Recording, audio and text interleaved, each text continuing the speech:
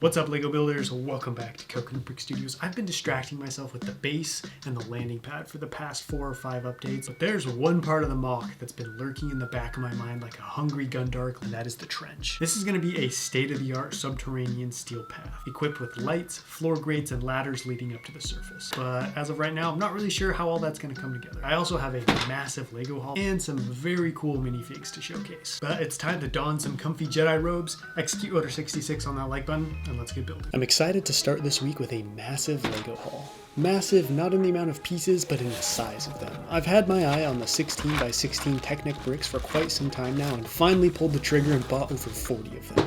Some were from Bricklink, but most actually came from Lego's online pick-a-brick wall. This piece's greatest downfall is its crazy price tag at over $3. But believe it or not, it's actually cheaper to get them in bulk brand new from Lego instead of Bricklink. You do only have a couple color options, but it's all gonna be filler plate anyways that gets covered up, so I don't care. I bought them to replace the 16 by 16 plates I normally use. Those have served me well for many years and through many mock projects, but now it's time for an upgrade. The plates require at least 9 pillars of brick to properly support them on all sides, or else they can bend and bow, which is a problem.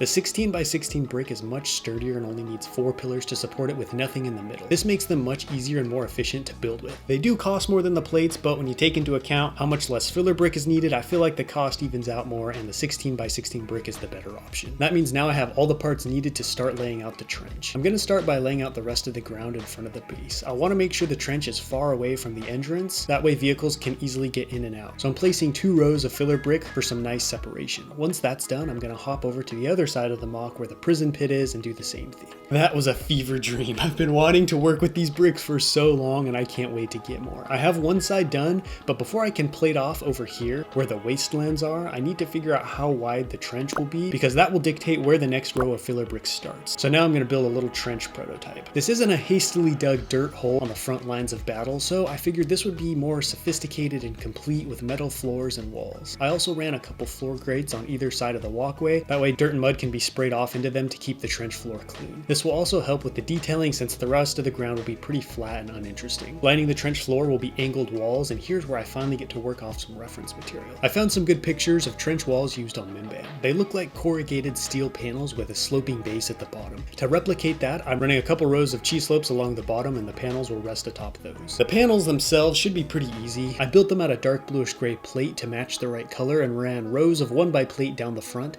to get that ruffled corrugated look seen in the reference pics. It's a real simple technique, but once I run tile across the top of everything, the whole thing takes on a really cool aesthetic that will work great for the build. Now I can secure the panels in place. I'm gonna have them sticking out at an angle, jutting out away from the trench, so I positioned some brick in the right spots to capture a good angle for these walls to sit on. I do need a way for troops to get in and out, so I stacked a bunch of these bar bricks to create a ladder of sorts that will sit between the panels leading up to the surface. I'm copying my pipe technique from last week and clipping some onto the walls. I figured this would make them look a little more interesting, and I'm sure they had electricity and other stuff running through the trench via pipes and wires. The prototype is done and the perfect size for a minifig. Now I can measure it and figure out how wide to make the gap between the rows of filler brick. Get used to seeing these pink and black bricks because this is the new way to build large scale mocks. Now I can install the trench and see if I measured right and figure out how high off the base plates the trench needs to sit so the walls can reach the terrain above.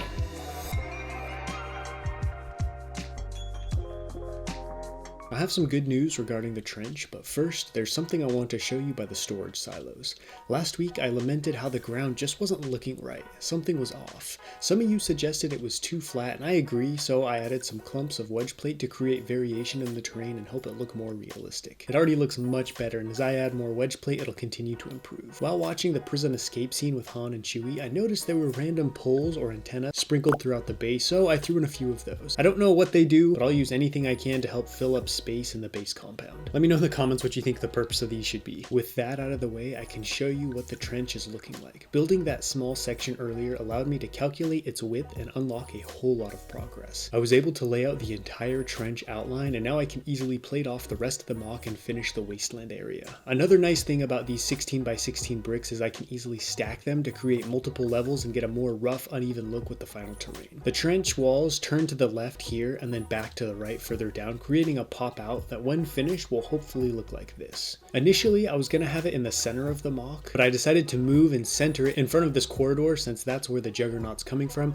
and I'm going to have a bridge spanning the trench for it to drive across. Now that bridge will span the center of the pop out, whereas if I'd centered the pop out to the whole mock, the bridge would have spanned to the far left side, which would look weird. It was a lot of work just to include this little pop out, but I think this will make the trench look much cooler than if I just ran it in a straight line the whole way. The small section I built looks really good. The sides rest on the 16 by 16 plates at just the right height, so I can easily build over the top to connect the terrain and trench. I'm not sold on the angle of the walls though. I think they might be a little too steep, but let me know in the comments what you think. The greebling on the sides looks great, and having floor grates helps elevate the overall level of detail. I will be adding mud detailing to the ground and walls later on, but this week I just wanted to focus on getting the design figured out. The ladders will lead up to machine gun nests guarding the front of the base. I recently returned from Atlanta BrickCon, and among the spoils brought back were these 3 Mimban troopers purchased from my buddy Blackwell Bricks. These are Forest Moon Bricks customs, and I got 3 different torso designs: a captain, heavy trooper, and bandolier. I still can't get over how cool these figs look. The green and gray armor is subtle yet eye-catching, and the muddy boots are just the cherry on top. Now I'm 3 steps closer to completing my Imperial force on Mimban. Unfortunately, this next fig can't be used in the mock, but it's just so cool I had to show you anyways. Believe it or not, I've been waiting over 2 years for this to be made and shipped, and it finally got here a couple weeks ago.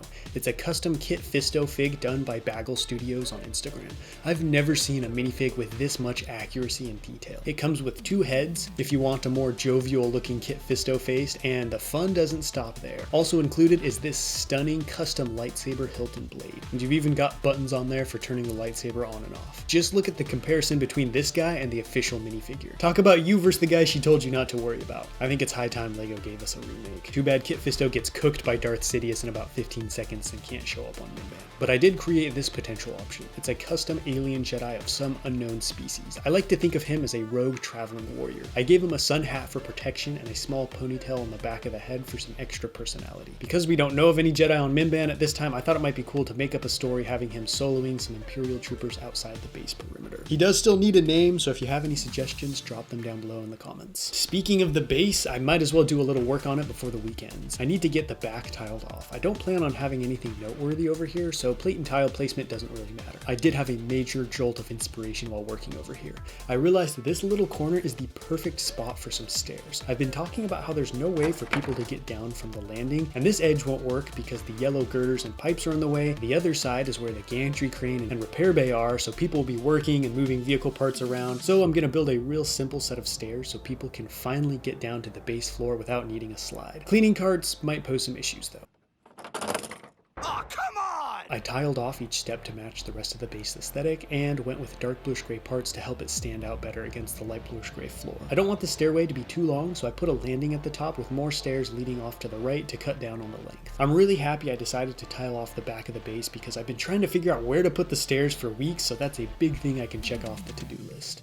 Before we end, I want to talk gunships real quick. Last week, I proffered this Imperial version as a potential vehicle to be used in the mock. It was really well received, but people were also saying stick with other more classic Imperial vehicles, which is how I was feeling as well. As much as I love gunships, I want to use some new kinds of vehicles and branch out from what I normally do. So it's been restored to its Republic glory, and I'll be sticking with the Imperial shuttle for now. The stairs fit with the landing perfectly. Only problem is the railing sticks out into this vehicle waiting spot. I would like more separation here, so my options are see if I can shave off one of the upper steps to bring the stairs inward, or moving every single one of these parking spots to the left a couple studs to create space. One of those is significantly less work than the other, so I hope I can go that route. Having the trench mostly figured out and all those filler bricks in is a huge weight off my chest. Now I can just repeat what I did this week and hopefully cruise through a lot more of the building. The trench is nice because it comes together in smaller modular sections, so I can build it a little or a lot at a time, just depending on what I want to do. Now I need to figure out a way to blend it into the surrounding terrain to add machine gun nests and other spots along the front. I love the custom Jedi I made, and if I don't use him here, he'll definitely be showing up in something else in the future. Next episode, I'm going to have a month's worth of parts at my disposal, so hopefully I should be able to get a lot of building done. But that's a wrap for this one. Don't forget to let me know what you think of the mock down below in the comments, and until next time, happy building.